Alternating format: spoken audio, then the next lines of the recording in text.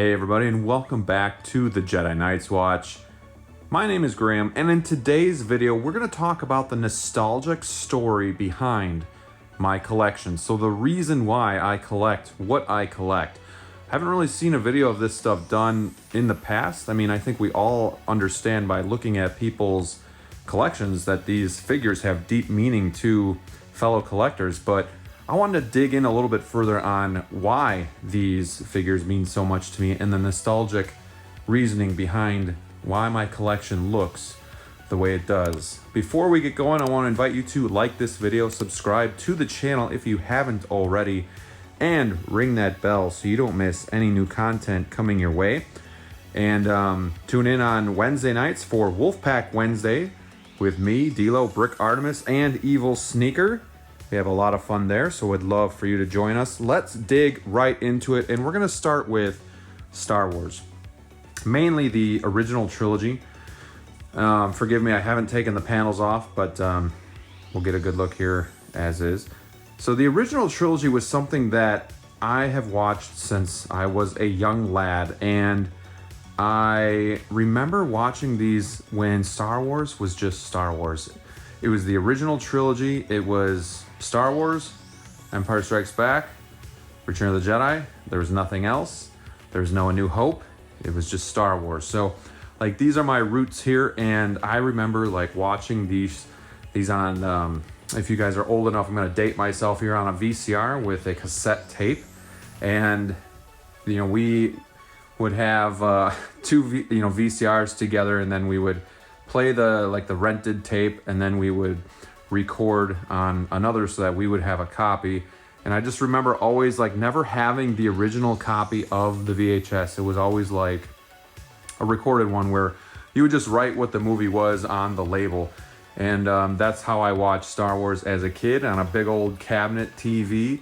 And it just brings so much nostalgia back to me. It's just one of those things that I watched, since I can remember. And Return of the Jedi is definitely one of my favorites, just going back to my childhood and watching that movie. So Star Wars means a lot to me.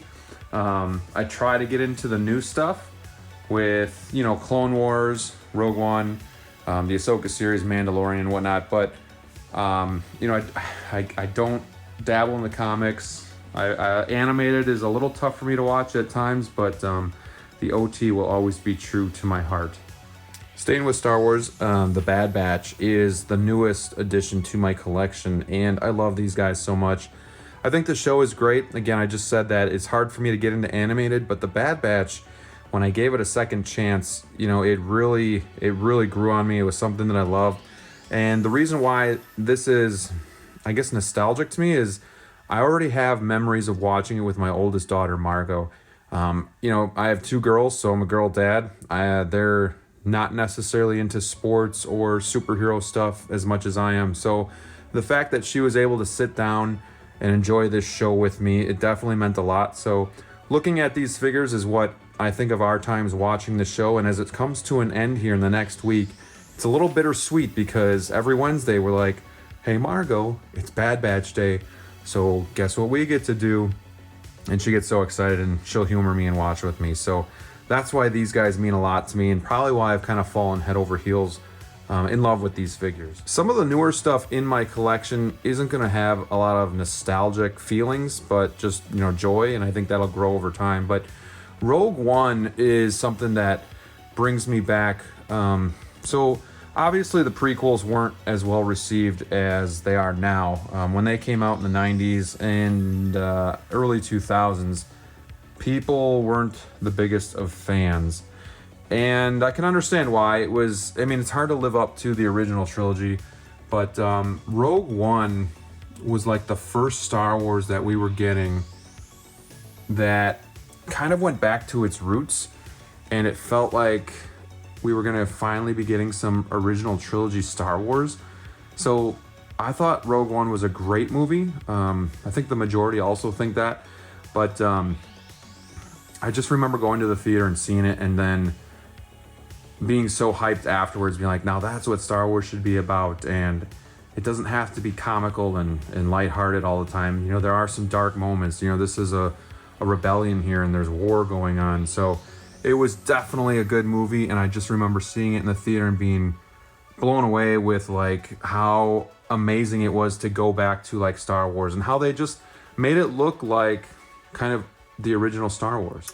Hopping over to my Terminator figures here. I only have two, and we have the original Battle Damage right here. And this is one I remember watching really young too, like before I really could understand what was going on. Like I was an Arnold fan and, you know, kind of rooting for Arnold in the movie, and my mom is trying to explain to me that he's the bad guy, and I'm like, I think I even cried because it's like, well, no, I like the character. Why is he a bad guy? Like, he's so cool looking. And so that was hard for me to adjust to watching the first movie, realizing that he was the bad guy. But then the second movie was just so unbelievably cool. I remember watching it with my buddy at the time. You know, being young kids, we would always play Terminator. You know, we would always, he dressed up as this Terminator for Halloween. And it was just, it's an amazing sequel that doesn't happen very often anymore. And the figures are just amazing. So this definitely brings me back to early childhood days. Just like reminds you of a better time, a simpler time. But again, just watching them on the VHS cassette as a kid. Edward Scissorhands is another one that I watched the hell out of as a kid, and it was creepy yet awesome. It was in Johnny Depp's heyday. I remember watching this with my sister a lot, and just the Tim Burton style movie. You know, we were Batman fans, and then we had this weird movie about a guy with scissors for hands. It was just so different and iconic and kind of like, I guess, a cult classic. So this was one that we just watched a lot as a kid. And back then you would rent videos, or, you know, if you didn't rent videos, you had like a case where you had all your videos in, and you pretty much would like look at the, like the art of the sleeve that the video came in, and you kind of be like talking yourself into what mood you were in and looking at the movie and be like, oh, do I want to watch this? Do I not? And Edward Scissorhands was just one of those that we watched a lot.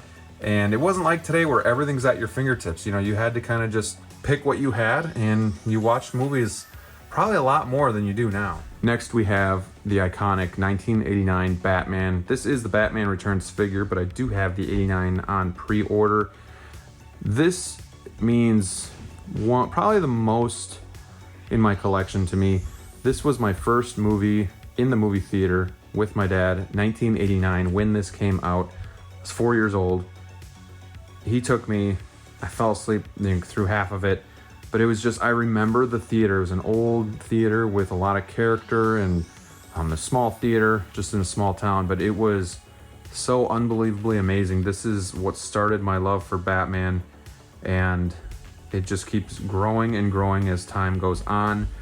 It is just such an amazing piece, such an amazing movie. I think it's grown well with time as well. It's aged well, and Keaton's unbelievable. It's hard to rank Batman because I just love all of them for different reasons, but this is definitely an iconic piece in the collection as well. And when talking about 89 Batman, you can't leave out 89 Joker. This figure is a grail. This is an unbelievable piece that Hot Toys did really, really well. And again, Joker, Jack Nicholson, this is where it all started. He did a great job playing this role as Joker. And again, those feelings you get watching the movie and the memories, not only of the movie, but like of that time period when you watch these movies, is something that really sticks with you. So this is iconic, and this is something that I love having in the collection. Marvel is another one of those franchises that doesn't carry a lot of like long-term nostalgia feelings for me, but this is something that I watched Iron Man when it came out. I watched the Thor movies. I watched the Avengers, but then I don't know, I just kind of fell off with Marvel. It wasn't something that I loved as a kid as much as like Batman or Star Wars. So this was definitely like my third favorite. But when COVID hit, I definitely took like the time to get back into the movies, finish Endgame and Infinity War. And I was like, man, I was really missing out. These are amazing movies. So like this has a a different meaning to me. It's more of like COVID times, and like this is when I got into it, and what was I doing during those times? You know, we couldn't go out and do stuff because of the unknown. So what I did was I sat and I was able to binge these movies, and it was so much fun staying up late and being able to watch these, and you know, just fall in love with the characters and have a new appreciation for the Marvel franchise as well. It was an iconic ending with Endgame, and just something that I don't know if it'll ever be replicated. Alright guys, so there you have it. I didn't cover every single figure or anything like that. You know, The Crow was another one that I watched as a kid. Mandalorian was great during COVID as well, watching with the family. You know, we have a bunch of other figures that are just amazing in the collection, but we can't talk about them all at once. So hopefully you guys enjoyed this video. Leave a like, leave a comment below. What are some nostalgic pieces in your collection, but why? Why are they nostalgic? Love to hear from you in the comments below. And until next time, stay safe out there, and we'll see you soon.